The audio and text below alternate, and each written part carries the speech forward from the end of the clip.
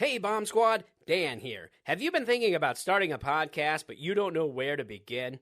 Are you completely clueless? Are you completely lost? If so, you're in luck because I have the solution for you. It's Anchor by Spotify, the easiest way to make a podcast with everything you need all in one place.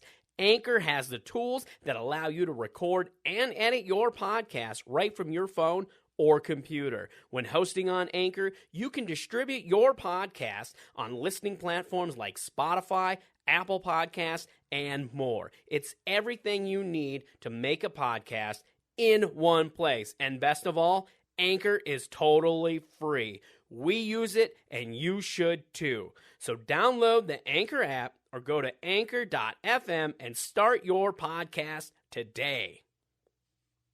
Nothing is sacred. That's what's coming up on The Art of Bombing, episode 256. My friend Dan, he's got a podcast, 'cause all comics need a podcast, and nobody had a podcast called The Art of Bombing. So Dan went out and bought a tape deck. Who knows why he bought a tape deck? Now podcasts don't get played on tape decks, but Dan is from the 80s. So hey there, all you funny jerks, come talk to Dan about your work. Tell him all about your worst times. It's The Art of Bombing.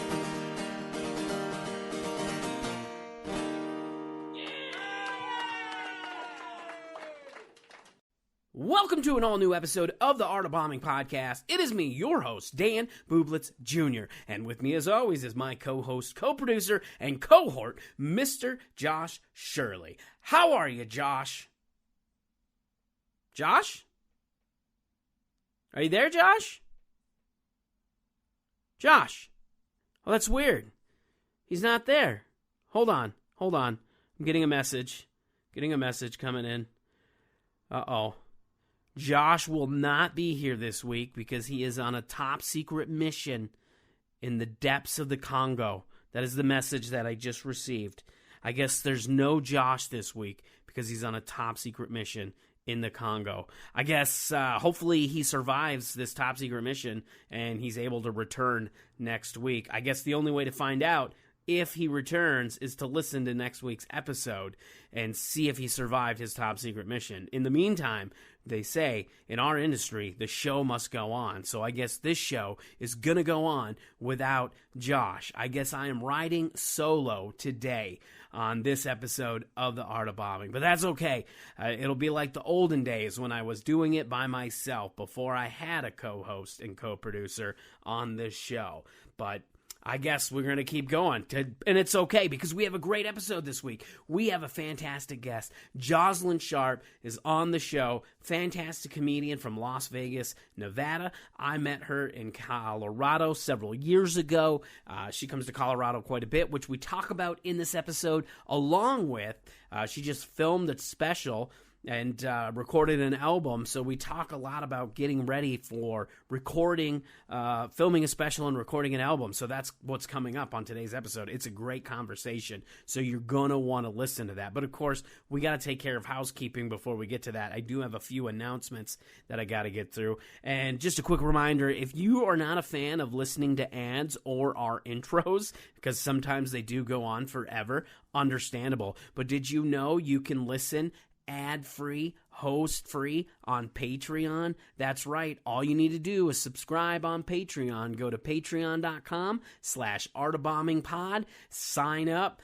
We still have a handful of spots left on our elite tier. It's only $3.50 a month, and you get all the benefits. There's only a limited number of spots available for that, but you get early releases. So you get this podcast comes out 2 days early. Earlier than what it comes out on the normal feed, and it's ad-free, host-free. Just goes right into the conversation with our guests. So that's a good way to get away from us doing these intros and listening to the ads that we play. But we got to pay for this podcast somehow, right? So that's why we have those ads. The next announcement that I want to make is that the holidays are coming up very quickly. We're already almost into December, which means we will be taking our holiday break here pretty soon. So the last episode of the year will be coming out December 16th, and then we will be back, I believe, January 12th or 13th. I got to double check that. I thought I had that ready, and I messed it up because I don't have a co-producer today because he's on that top secret mission, and now I'm just don't know what I'm doing. Yes, so we will be back on January 13th. There we go. Got it. All right, so now, to recap, we're taking our holiday break starting December 16th through January 13th. There we go. December 16th will be the last episode of the year, and we will return January 13th, 2023. But don't worry, we're going to be working behind the scenes. We're still going to be doing stuff behind the scenes. So the podcast isn't going anywhere. We're just taking our holiday break, and then when we come back, we'll be back with Season 7 of The Art of Bombing. Can you believe that? We're already at 7 seasons. Man, time goes really fast. This podcast has been going for a while, and yesterday was Thanksgiving, and it's the time to be thankful. We're thankful for all the people that continually listen to this podcast and support the podcast. Thank you for all of that. And again, I hope you guys had a great Thanksgiving because it was yesterday. Great Thanksgiving, whether you celebrated Thanksgiving traditionally or not, however you decided to spend your day, I hope it was fantastic. So hope you had a great day. I think that is all the announcements that I have for you. Hopefully, again, just make sure you keep Josh in your thoughts so that he survives this top secret mission that he is on in the Congo, and hopefully he'll be back in the co-host chair next week. But until then, here's our conversation with Jozalyn Sharp. Enjoy. Hey Bomb Squad, Dan here, and I wanted to let you know that we've completely overhauled the Art of Bombing Patreon page. We've made some changes, improvements, and added some cool new perks that we think you'll enjoy, such as early access to new episodes. They're going to be ad-free, host-free. They get right to the conversation. Another cool perk that we've added are re-released episodes. That's right, every week we're re-releasing a new old episode of the podcast. Right now on the Patreon feed, you can get episodes 1 through 9, and every week we're going to be re-releasing a new old episode. Another cool perk that we're going to be providing are resources, comedy resources such as email templates, checklists, and all kinds of fun stuff that are going to be coming from the Between Bombs series. We're going to be doing monthly and quarterly Q&As and hangs, so you're not going to want to miss out. Go to our Patreon page, subscribe now. It's patreon.com/artofbombingpod and sign up right now. And now, it's time for the stand-up soundbite. I love traveling. I get to experience a lot of interesting things. I was in Sacramento and I got catcalled. No, because, and look, I'm not like a crazy feminist who's like, don't scream at me. I have a lot of issues. I love when men scream at me. I literally put my tits up, and I'm not trying to say if you do that, you deserve it. You deserve autonomy. If you don't want it, you don't want it. But, if you're looking to holler at someone, your girl is very broken.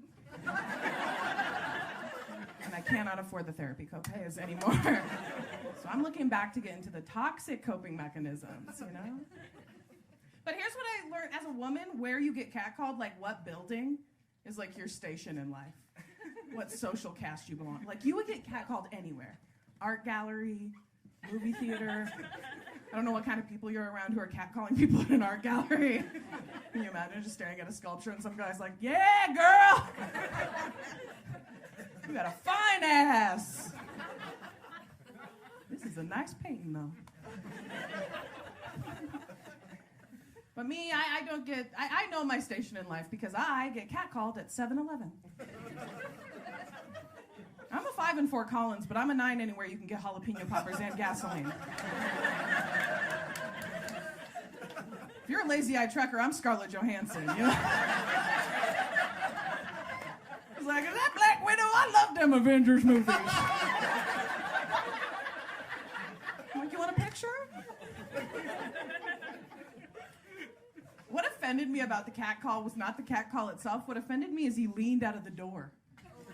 What, you can't even leave the air conditioning? I'm curbside pussy now? He leans out of the door. I didn't know what he was going to do, but he goes, "Hey, cakes!" And I was like, "Where?"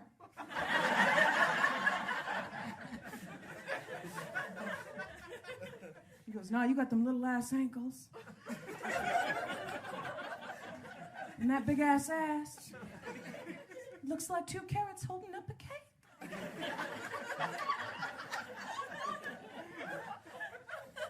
Now I'm a feminist, so on the outside I was like, don't objectify me. But if I'm being honest, on the inside I was like, whose birthday is it? Come blow out the candles, Daddy. It's the art of bombing.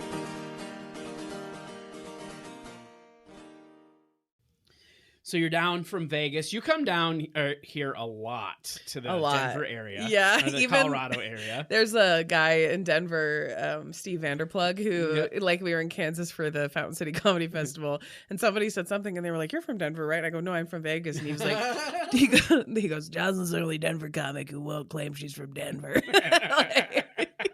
Because I literally am here more. I do more shows in Colorado than I do where I live. Oh, wow. I'm not surprised. I mean, as much, I've only been here since March, and I think we've ran into each other at least 3 times. 3 times, yeah. At least, yeah. I have family. And there's been times you were here when we didn't run into each other because I was out of town. So. Yes, I'm here a lot.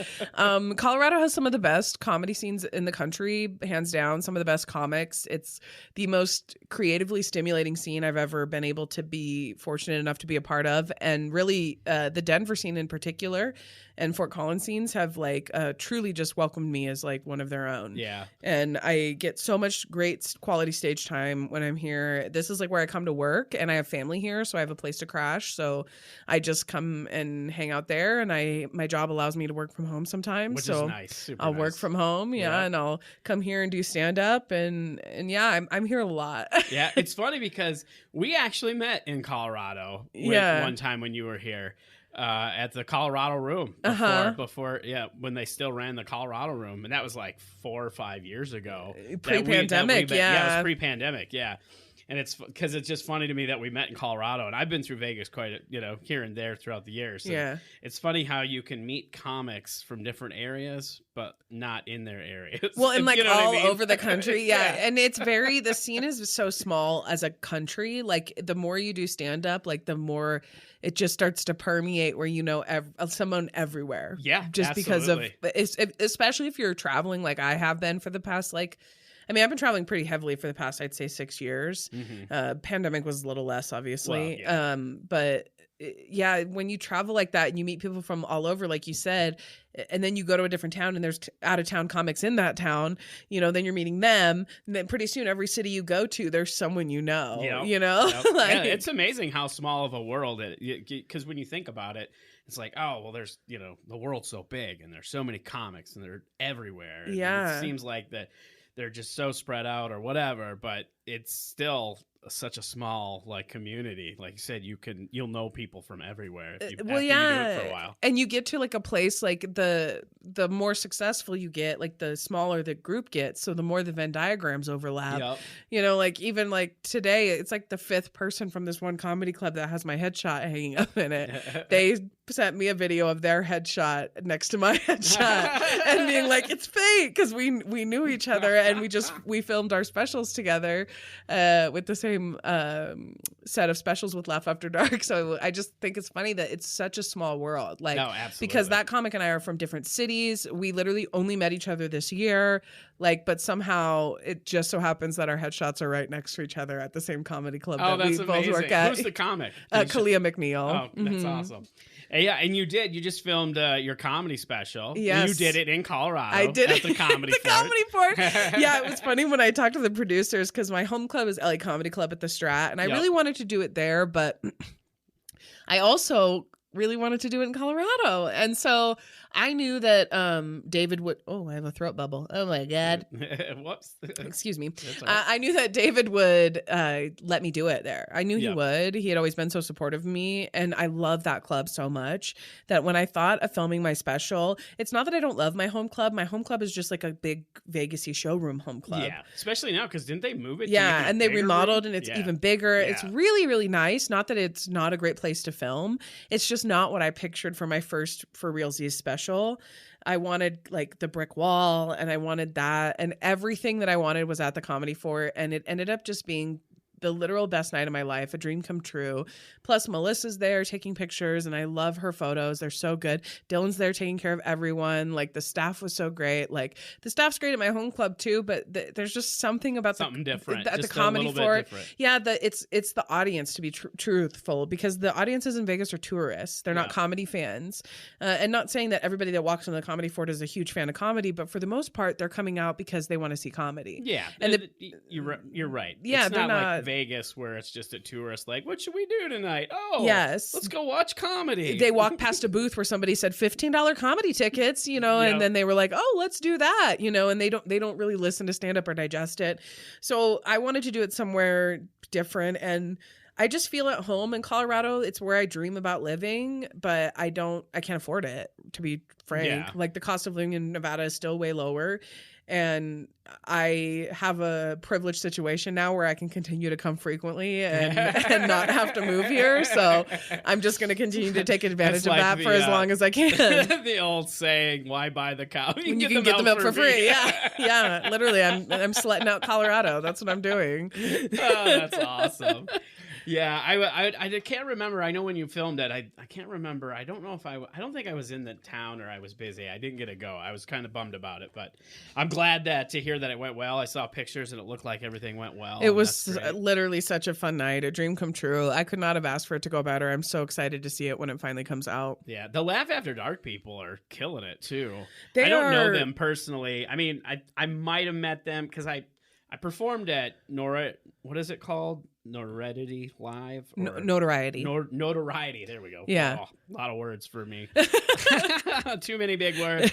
When I was out there a year or so ago for the World Series of Comedy, they did some of the shows. Yes. There. And that was a cool venue too. But yeah, I've been kind of following them because I had another friend that he was supposed to do stuff with them when they were still in LA.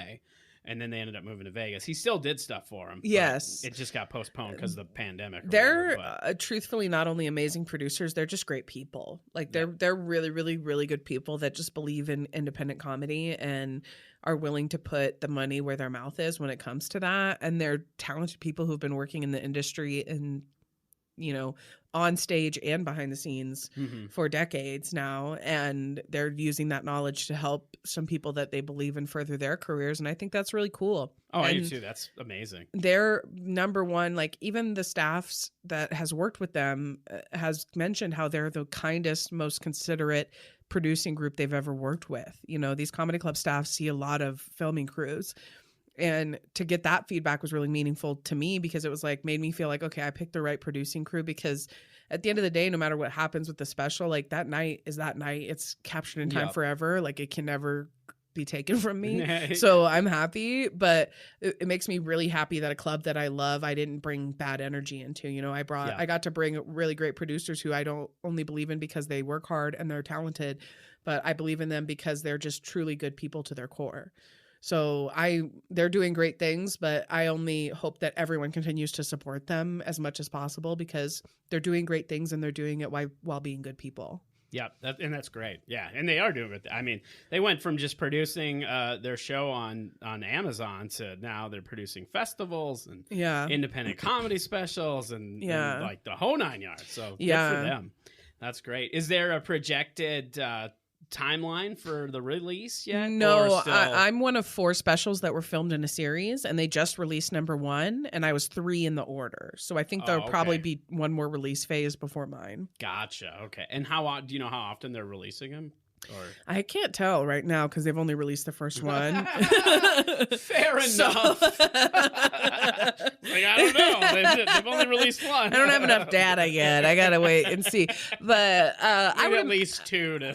I'm guessing probably late spring, early summer next year. It'll probably be out. Either way, you can follow Laugh After Dark and me, and I'll post about it a bunch, and they'll post about it a bunch. That's awesome. Is that going to be both? Obviously video because it's a comedy special, but is it also also going to be released as an album too? Yes, it'll be released on an audio on all platforms, and it'll be released in video as well. Sweet. Well, that's great. Well, look forward to that. But we're not here to talk about good nights of comedy. We're going to switch it up, and we got to talk about the bad nights of comedy. So I would love to hear your story of a time where you felt like you bombed really bad or just had a really bad show. I mean, every good comic has to have so many of these stories because you have to take risks to get good at comedy. And you bomb sometimes because you're not taking risks, but a lot of the times you bomb because you're taking risks. Yep. And so I feel like, yeah, the bombing stories suck, but I don't really feel that way about them because I feel like they're the building blocks for where I am today. And I have bad ones because I've been headlining since my first year of comedy. Oh, wow. Like, there's something weird that happens if you get it all, like, if you're at all decent as a comic, especially as a female comic, one of two things either happens to you. You're either suppressed and people try really hard not to give you credit, or they book you on everything. Yeah, I was going to say, it's the total opposite. Yep, they just want to make your diversity higher and look like they're supporting females in comedy, and then they start giving you shows that you're not ready for. And I'm grateful to them, don't get me wrong, but I was headlining 3 months into doing comedy. It was my first 30-minute set. Yeah, it was wild. I did a lot of bombing in my comedy career, and I've bombed a lot of short sets. I had never bombed a long set until I've been on stage since I was 12, so I'm like comfortable up there. Okay, you've been on stage since you were 12? Yeah. Like, what'd you do? I did musicals. Oh, okay. Yeah, which is way more embarrassing than stand-up. So I have no qualms about going up there and being myself. Right. So at least I'm not wearing a corset and tap shoes. So I don't know. Have you tried? It could be a thing. That could be your next comedy. It could be add to my act. Add to your act. Always building. Be the tap shoe corset comedian. Could be a look. I don't know. Maybe. Hey, there's a market for everything. So yeah, I didn't really ever bomb a long set, and this is not me like patting myself on the back. I wasn't like killing either, but I wasn't bombing. And when I say bombing, I mean silence. Yeah. I mean coughs. I mean the audience feels more bad for you than they are upset with you. And the first time I ever bombed for realsies as like a full on headlining set, it was a 45-minute set. And I had done this club 2 times before, and every time it was a fire weekend. Every show was great. I loved it. It was this little club in Scottsdale that closed over the pandemic called the Comedy Spot. Oh, okay. I was gonna say. I was like, because isn't there a couple? There was Stand Up Scottsdale too. Yeah, I was gonna say, well, that was another one that closed. It was, and then House of Comedies in Scottsdale, but. The Comedy Spot was just this little B and C club, because that's what I work. I'm a nobody, know, and always was great shows. I had the best time. The crowds are great, but this time it was kind of a light crowd, and immediately there was no connection in the energy. I could feel it in my gut. I immediately knew from minute one, and it wasn't like me getting defeated. I just knew, these people are not.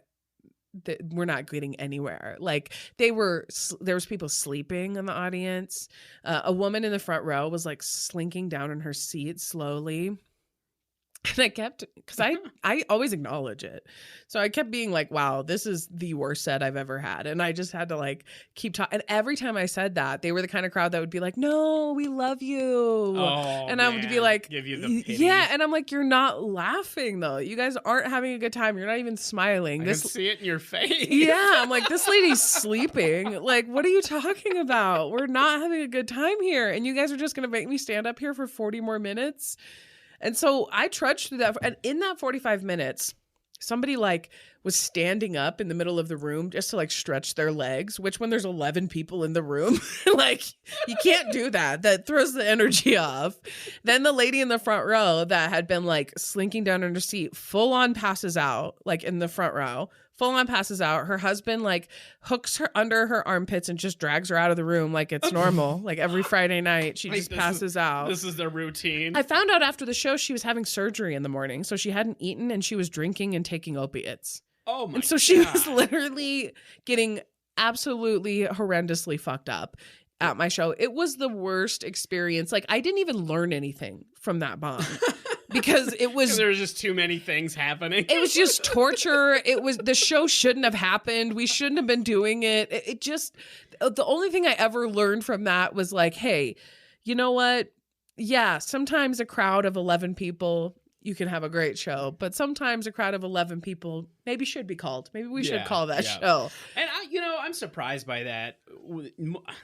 I know, it sucks when you have to cancel a show, but it's like, it also sucks when you don't cancel and it's not a great show. You know what I mean? Yeah, then you're watering down your brand, especially if you're running a regular showcase. Yeah, not just for you as a comedian, but for the club as well. And for the audience, too. They're not getting a good show if there's only a handful of them in there, because it changes the dynamic or the energy, and the comic doesn't necessarily perform as good as they would have if there was more energy in the room, and I know there's a few clubs that they have standards. You got to have at least this many people, or they will cancel. Well, because it won't be profitable for them. It won't be, which obviously, I mean, that makes sense. They got to make money, but at the same time, I think that's smart in the sense that it makes it better for the show too. I mean, it was the most excruciating 45 minutes of my life. I have since had bombings since then. Don't get me wrong. But that 45 minutes, it will haunt me for the rest of my life.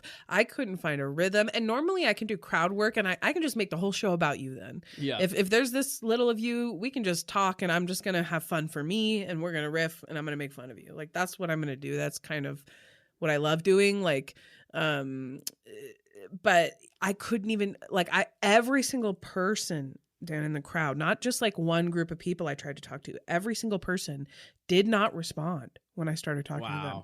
Like, they just looked at me, literally like I was an exhibit in the zoo. Like, there was glass between us. Like, it was so weird. And that's like the worst for crowd work too, when you try to do it and they just like totally freeze up and just don't want, And I wasn't good enough at the time to do anything with that. I was still learning.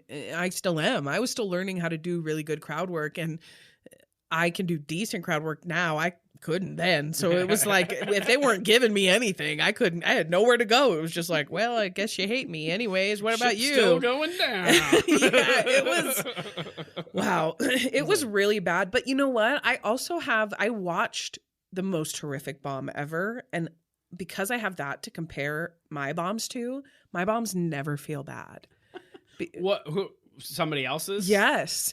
And I don't even know. I mean, I don't care about the name. I couldn't tell you her name because I don't remember it. I remember exactly what she looks like. And I was very naive comic at the time. And there's a show in Vegas called The Dirty at 12:30. It happens on Fridays. And big show. There's like 400, 500 people every weekend that go to see it. And it's really, really fun. And I've been doing it for a long, long time. I'm a regular there. And this girl comes in and I'm naive. If someone says they know a bunch of famous comics, I just believe them. Yeah. And honestly, in comedy, that's easy to believe. Yeah. Especially now after doing it for so long and you realize how closely connected the comedy scene as a whole is. Not just like each city, but as a whole, like whole. Well, how do you not a whole? how do you not have social anxiety? I have social anxiety where I don't ever want to, like, even my friends who swear they'll vouch for me all the time, I'm like, I'll still text them and be like, can I put in your name for this club? And they'll be like, yes, dude. Like, to just casually drop like other comedians' names like that is kind of weird to me. But listen, everybody does their techniques to get where they want. Some people aren't in comedy to do comedy. They just want to get the shows and do the things. So anyways, she's dropping all these names. She's saying like, oh, I live in New York. I work with John Oliver and I work with Jon Stewart. And I was like, whoa, that is so cool. Like, what are you doing here? And she had like a guy with her with like a camera and all this stuff. So I was like, she must be like getting ready to do something. I was thinking that she was probably important people. Yeah. Well, I just thought she was at least a veteran. Yeah. She was probably good at comedy. I was excited to watch her set. And then she goes up and doesn't have a punchline, not a single punchline. She's bombing from the minute. And it was like, I had like a glass shattering moment where I was like, oh, people will lie to get on stage, even if they're not good. Like, that's crazy to me. Like, if you can't get up there on your own merit, you're just going to go embarrass yourself. Yeah. Like, and that's amazing that people are willing to do that. Cause like, as a comic, if I'm going to say that I'm whatever, whether, try to get on stage and use my credits, if you will, to get there, I want to make sure I have the goods to back it up, because I sure as hell don't want to go up there and, try to, this Mr. Big Shot, and then go up there and totally eat it. Well, I know she ran the light by almost 10 minutes. Oh my God. I know she wasn't doing comedy for a long time because first of all, it's like devolving. The show was like, she was bombing so bad that the tables just started turning towards each other and having conversation, which is what that crowd does. If you're not good, they know there's another comic coming. So they'll just, this is our time to check our Facebooks. So we can post our stories. That's bad in the sense that it sucks for the comic and stuff, but it's also, I feel like that's also a good thing in the sense that at least they're not leaving. They're not leaving. That's what I think. No. That's like the silver lining there. They're checking out for that comic, but they're not leaving. Which they know if you're not the headliner, there's someone after. So that crowd is really good about sticking it. And they stuck it out, and it gets fucking worse, Dan. Oh, because she's running the light, right? Yeah. So she gets the light. And the crowd is like talking to themselves, and some lady in the back row, there's this like kind of breath of silence after she says something, and then some lady in the back row yells out, "That's enough, honey," from the back. And all of the comics are dying laughing. We're all dying. And the audience loses it, and she starts in on another joke, and she starts trying to tell more material. The guy's lighting her in the back. The host is lighting her. And the lady goes, "Okay, it's over." And then the crowd clapped her off stage. I have never seen anything like it since. They clapped louder and louder and louder until she just left. That's amazing. Because it's one thing if like the producer will clap them off or cut the mic or do the thing, but the fact that that they didn't. And the crowd is what decided to end it is amazing. I don't think I've ever seen that either. I mean, like I said, I've seen host clap somebody off or cut the mic or do all the other things that you do to try to get somebody off when they run the light. Well, and I was after her, so I couldn't stop. It was like watching a train wreck. I was like, wow. I have to follow this. And the host, he goes up. He didn't even have to say a word. He just looked around at the audience and he went, "Well," and everybody just died laughing. And then the show just went on and it was fine. No bomb can compare to a room of 525 people all agreeing that you suck at comedy. Yeah, and collectively saying it's time for you to get off stage. Yeah. Like, so we've seen enough. Anytime I bomb, I'm like, well, that toothless guy really liked it. I had one. It wasn't a bomb. Yes. I didn't get clapped off stage, They weren't like, "We're done with you. Please leave." Yeah. Exactly. Man, that's amazing. That's an amazing story. Wow. I tell it all the time because it was one of and it's a formative moment of my comedy career because I had a great set afterwards. And so it was this really momentous energy and the audience was like so relieved that they were giving me all this love and energy back. And my friend, while she was bombing, he was headlining and we were in the back and he was in my ear. His name's Greg Wilson. And he goes, "Up to you, Jozalyn. You got to save the show." And he's like in my ear. And I'm like, "Leave me the fuck alone, Greg." Is Greg in Vegas? He's there, a lot. Okay. He lives in LA, but he comes a lot. Yeah. Okay, that's what I thought. Because I know Greg. I knew him from when I lived in San Diego. Yeah. He used to come down to the Comedy Palace and stuff. And I actually just saw him at the what was it? The Just Another Comedy Fest over in Flagstaff. Yeah, I love Greg Wilson very much. But it's just such a funny moment to me because it was like the first time. Truthfully, I'm not the comic that's like, "I'm gonna go fuck this shit up." Like I'm not that one. I'm like, "Oh God, I hope I'm funny. Please, I hope I'm funny." And it was the first time in my life where like a comic that was like successful and that I knew and was pro was like, "You got this. You can like bring the show back," and I did. So it felt really good because that is a lot of pressure. I would much rather follow someone people who don't want to follow crushing. I would much rather follow crushing than a bomb. Same here because it's like ride the wave. When they're bombing, you don't want to ride the wave. And sometimes it turns into almost like a drift, where you end up getting stuck in it. You know what I mean? Well, and I feel like 80% of comedy is energetic trust. It's the audience trusting the comic. And you started a deficit. From the minute you get on stage, you're building trust. And you lose it, you build it, you lose it, right? If somebody bombed before you, there's a deficit of trust already. They don't trust comedians. They're like, no, okay, that's a great analogy. Now you have to work up that trust that they lost and then start with your deficit that you originally begin with.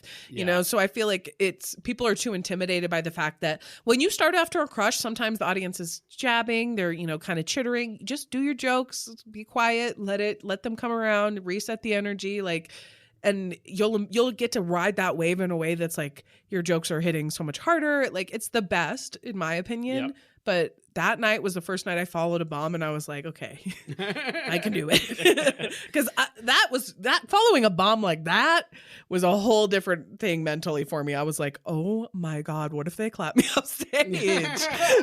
What if they do that to me? Yeah, it was so nerve-wracking. I can't imagine. I mean, that would be a pretty nerve-wracking, especially, like I said, after you see that, like 500 people clapped her off stage.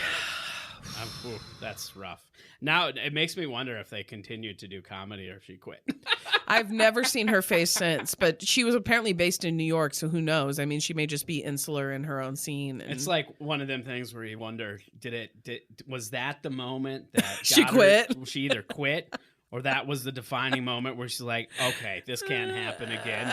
And she really focused hard and now is a great comedian. In my opinion, the comics that lie to get stage time never, ever turn it around and start working really hard at the material. I know. I'm giving the benefit of the doubt. Good for you. I'm not. Well, you were there, so you can have that. Oh my God, that's amazing.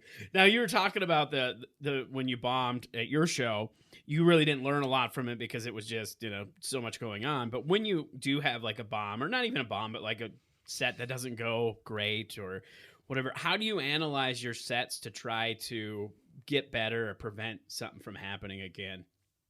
I watch myself and I listen to myself, and if it makes me cringe, then I don't do it again. I mean, it's pretty simple. I mean, I feel like you can't ever if you're not willing to. Okay, this is going to sound really hippy dippy, but I'm a very hippy dippy person, so just bear with me. I'm sorry. I know most comics are on here like, I just want to kill myself and tell jokes, but that's not me. So. It's weird. I don't know why I'm making fun of suicidal people, but I am a suicidal person. I literally go to therapy for it. I'm hating my own community. Okay, my point being is that I feel like there is a vulnerability about doing comedy well that a lot of comics aren't capable of doing, because it requires you to let your guard down enough to admit your faults.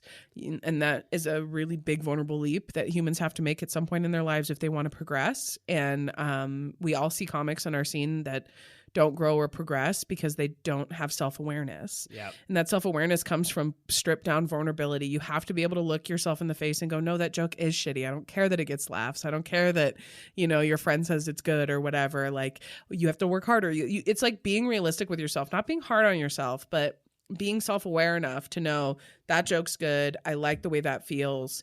And then you start to get this like instinct, and I get like a gut feeling now. So like, as I'm doing the jokes, I can feel like, okay, like this is a good one. This isn't a good one, because I've been doing it long enough now that I'm connecting those dots, because a lot of the time when I'm watching the set afterwards or listening to it afterwards, something that makes me cringe or something that I wasn't super loving the way I performed it or whatever, I had doubts about it before, or I was like feeling something while I was doing it on stage and wanted to say something else instead. And so I don't know. I just feel like it's about vulnerability. It's about being vulnerable enough to judge yourself the way that we all love to judge everybody else, Yep. It's the same thing, it'll amaze me because comics will sit in the back and talk shit about everyone else bombing, and then they'll go up and bomb and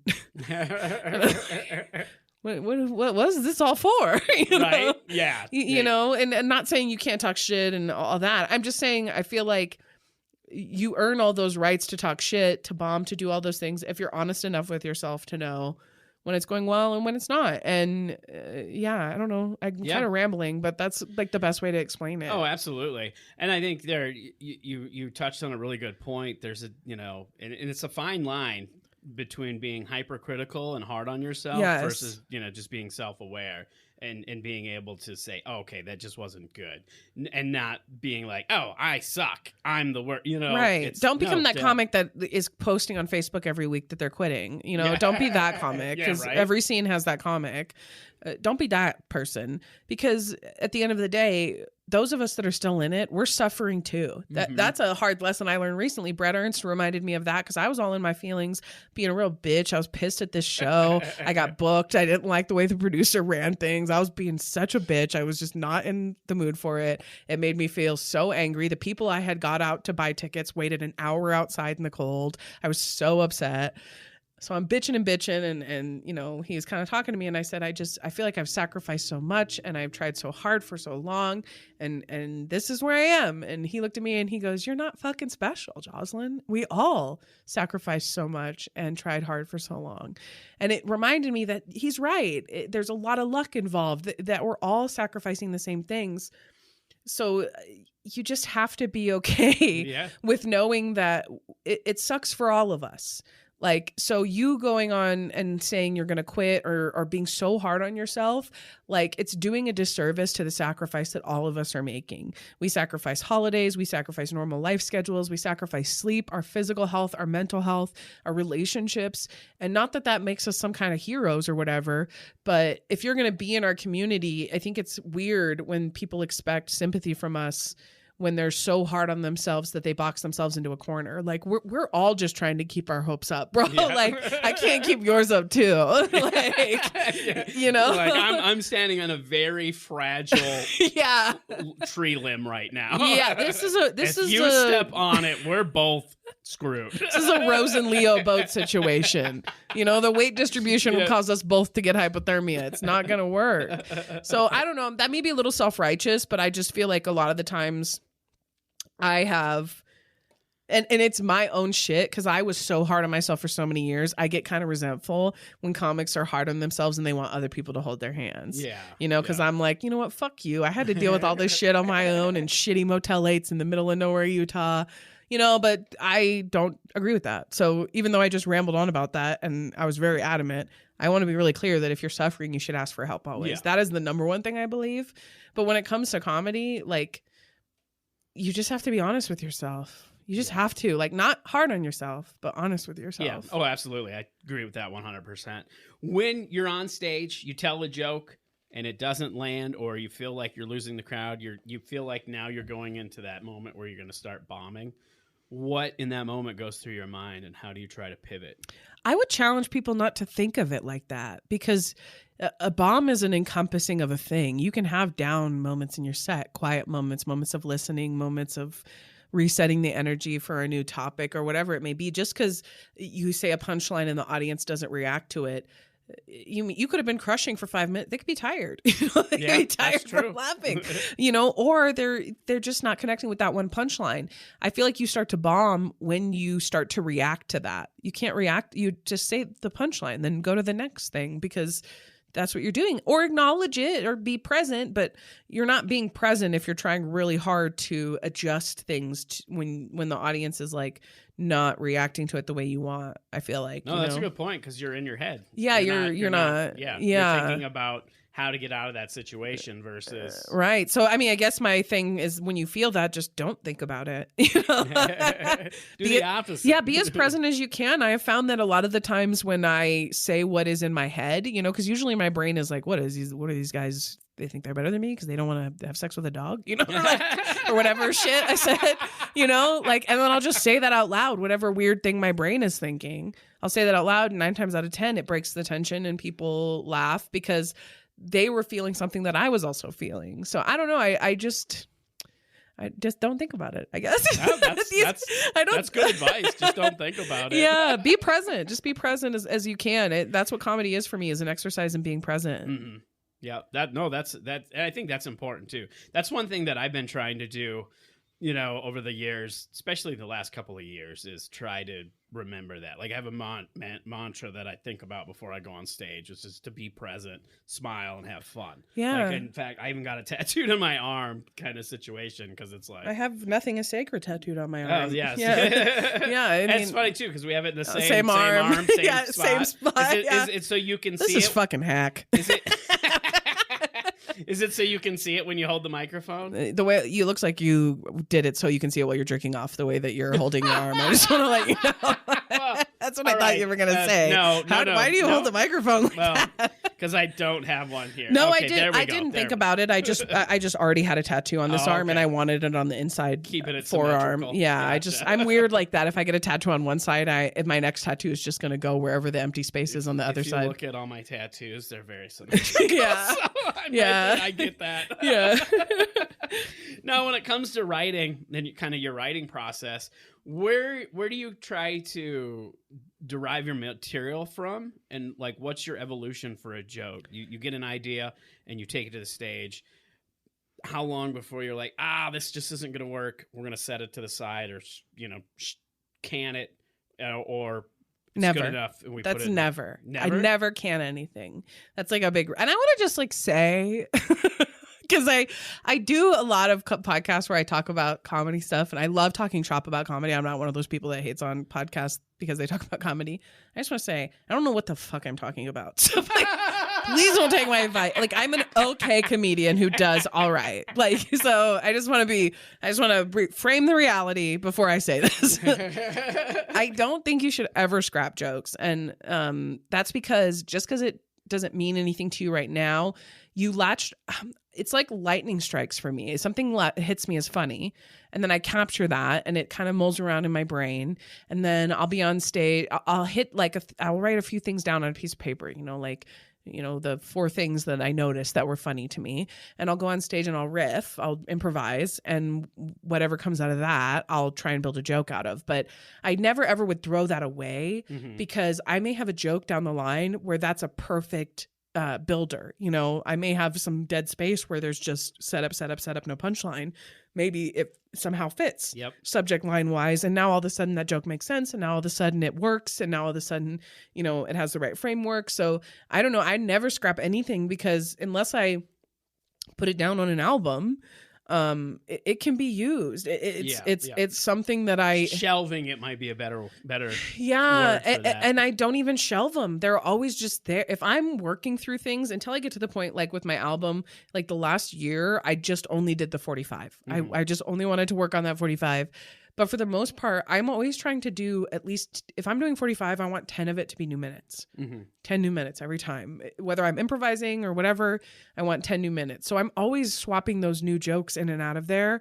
So nothing ever really gets shelved for long for me. Because I don't ever know what's going to come out of my mouth that I'm going to be like, oh yeah, that is funny. That I do like that riff or whatever. It's like I heard about somebody who opened for Dave Attell, and is a friend of mine, and they were talking about how impressed they were because every night, or maybe I heard this on the podcast, I could have just lied, I don't know. Every night he wrote a different punchline for the same joke. Oh wow. And some of them did well, some of them crushed, some of them bombed, but every night he did a different punchline for the same setup. And I think about that a lot, and because of that, I never ever want to shelve something, because I'm like, okay, but like, what if what I thought was a setup is a punchline? What if what I don't know. I just feel like it's all like screws and nuts in your tool belt. Oh, absolutely. You can fit them somewhere. Yeah, I don't throw agree. them away. I've had that where I've taken a joke and shelved it to come back. I'm just like, it ain't. I know there's something there. It's just not working yet.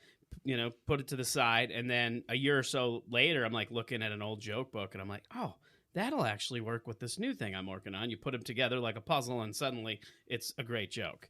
Yeah. So I definitely agree with that you can, always work on that. Now I wanted to ask you, so going into your special and working on your album, how did you determine, or how did you decide what you wanted to put on that album?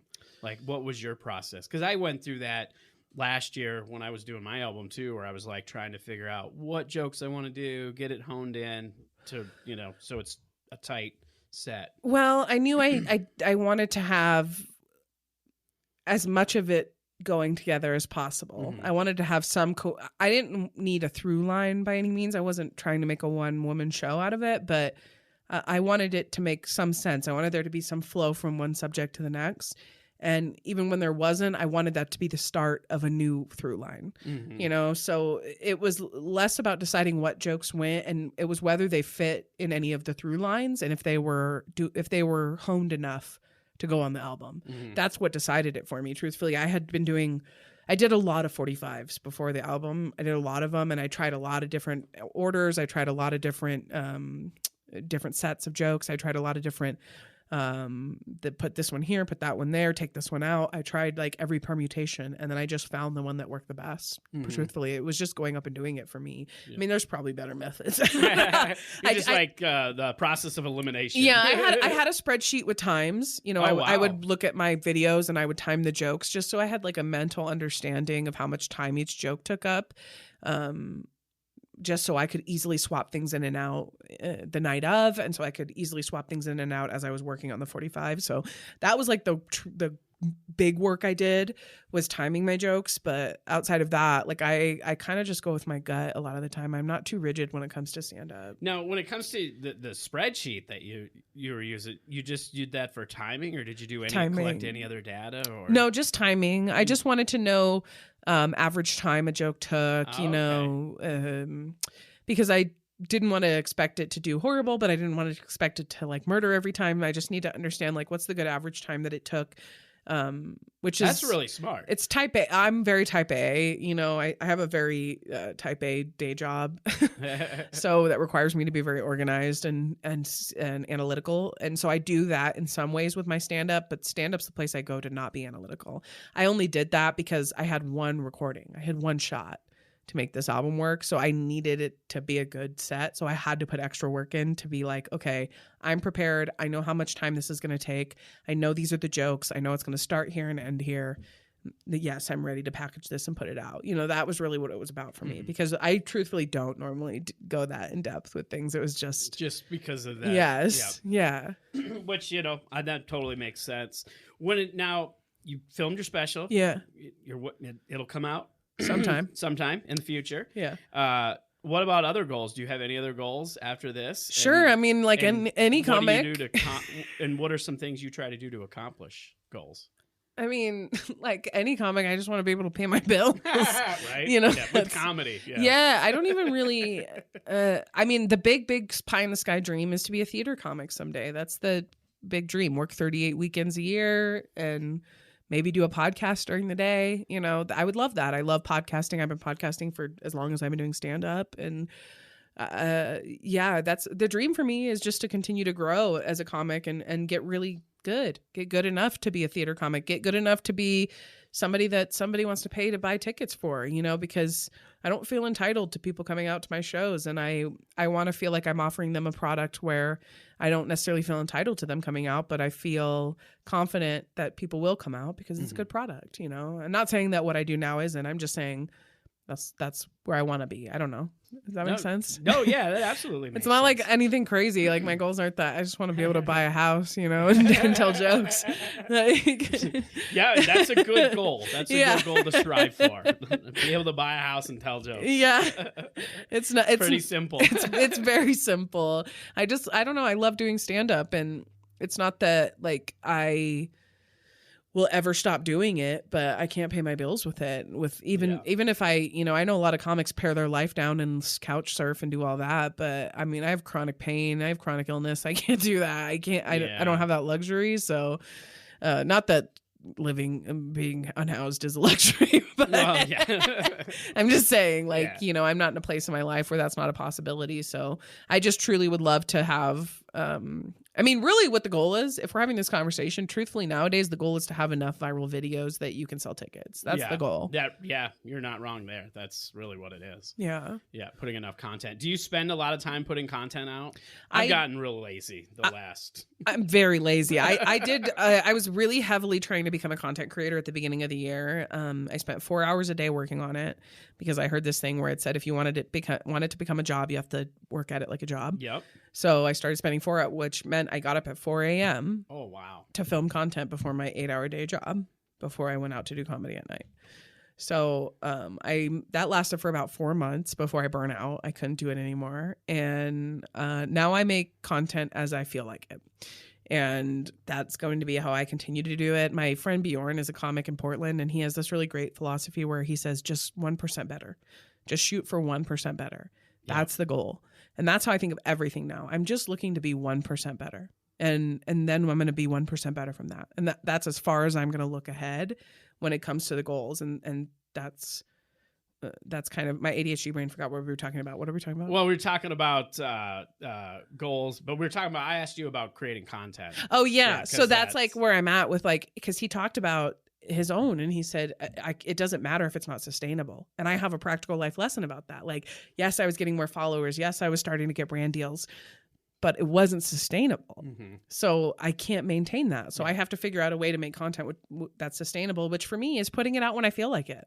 Yeah. And that's what I do now. And sometimes videos do well, sometimes they don't. I definitely don't get as many views as I used to, but I'm still trying, you know?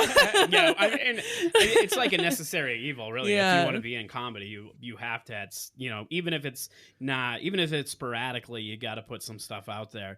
I think one of my comedy goals now is just being able to make enough money to pay somebody else to go through all the video.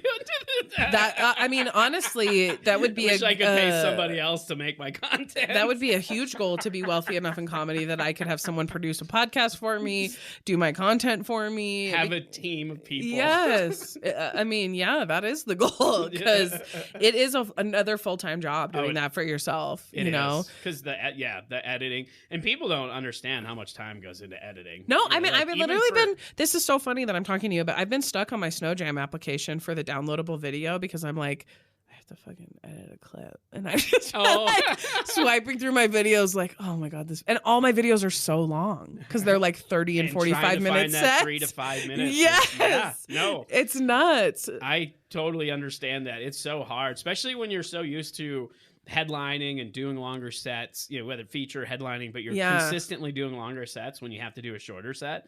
It's so tough. Like, I just did Comedy Works last week for the first time. So I had to do a noob set at New Talent Night.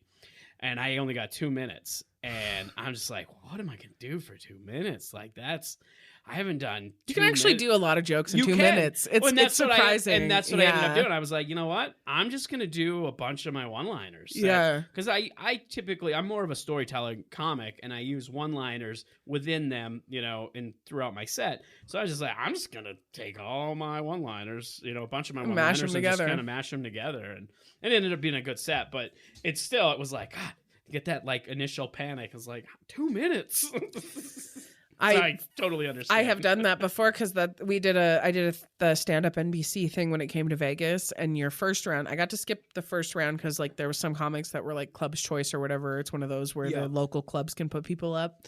So I went to the second round, but the first round people had to do 1 minute. Oh. Second round you got to do 2 minutes. So I did that. I know that panic. I was literally like, oh my God. And my friend Steven was like, just start practicing and you'll realize that it's actually a lot more jokes than you think it's going to be. And it was way more jokes than I thought it was going to be. But I'll never forget that panic of being like, 2 minutes? 2 minutes? Well, we're going to start wrapping up. I like to go out on a more positive note. We already talked about you filming your special, so I'm sure that's probably been one of your favorite or best gigs so far. So not counting that one now that we talked about that already, what's another show that you've got to do that was like one of your favorite shows? This is so weird, but I just did it again last night. Austin Langley does a show called Cruelty Carnage Crusade, which is a roast battle at Wide Right. Oh, right and on. It's like bi-monthly or monthly. Mm-hmm. But it's been my second time judging it, and it's my favorite thing to do in comedy ever, honestly. Just to judge comedy. I don't prepare. I just go, okay, we'll see what kind of shit I can talk about these comics that I barely know. And it's just so fun for me. So honestly, that gig, I did the Bi Agenda before it, which was great. So this is hard. My brain's like, and this one, and this one. Yeah, I honestly am very fortunate. I get to do a lot of really great gigs. That's awesome. I'm really lucky. Well, the last thing that we do here is we have the Art of Bombing Get Pumped playlist. It doesn't have to be get you pumped for comedy. It can be whatever. What's a song that you would like added to the playlist? I always listen to this, and it's funny because Derek Stroop is the one who introduced me to this song, but it's Joyner Lucas, and it's the song called Isis. It's literally, I listen to it probably more than any other song before stand-up. I listen to anyone who's been on a road trip with me to do stand-up or done stand-up on the road with me has heard that song before a show, because I will play it in the car on the way to the gig. Oh, that's great. All right. Well, we'll get that added to the playlist. Where can people follow you? Where do you want to direct them? wizardofjaws.com, like Wizard of Oz with a J. Yeah, you can follow me there. I don't know if you hated what I had to say or you hated me. I don't think anybody's going to hate you. Then you can message me, I guess. I don't know. I'll take the engagement. I don't know. Are you on Instagram and TikTok? I'm on Instagram. I'm on TikTok. I'm on YouTube. I'm on Twitter. I'm on Facebook. I'm on the internets, people. All over. Yeah, so you can find me out there. Most of the time I'm on TikTok and Instagram. I'll be on Twitter every once in a while, but majority of the time it's TikTok and Instagram. All right. Well, yeah, go follow her on those places. And thanks again for doing this. Thanks for having me. This was so fun. Thank you for listening to the Art of Bombing podcast, hosted and produced by Dan Bublitz Jr. and Josh Shirley for Blitzed Entertainment. Nobody Had a Podcast called The Art of Bombing was written and performed by John Holt. The stand-up soundbite bumper was provided by Joe Nicola Music. Be sure to follow and subscribe to The Art of Bombing wherever you get podcasts. You can connect with us on the web at artofbombingpod.com or on all social media platforms at Art of Bombing Pod.